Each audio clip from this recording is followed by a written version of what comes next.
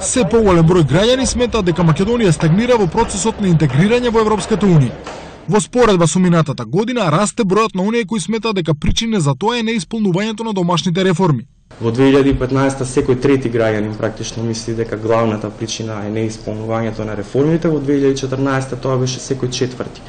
Од друга страна па се уште преовладува мислењето дека соседите се главниот проблем практично зашто Македонија не може да влезе во ЕУ и тука 43% од граѓаните го мислат тоа.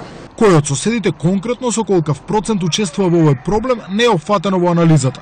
Истражувањето на Институтот за демократија покажува дека поддршката за членство во Европската унија малку опаѓа, но стандардно се движи околу 80%.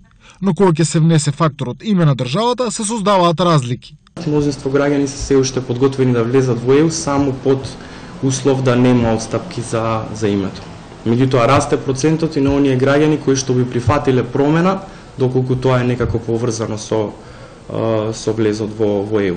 Истражувањето е направено на почетокот на објавувањето на прислушкуваните разговори, крајот на февруари, почетокот на март. Сето тоа предизвикува граѓаните да имаат помала доверба во институциите и тоа се рефлектира и во ваквите истражувања. Од таму го имаме тој податок дека Македонија не напреднала, исто така тој податок дека се случило назадување може да биде под влијание на сето ова.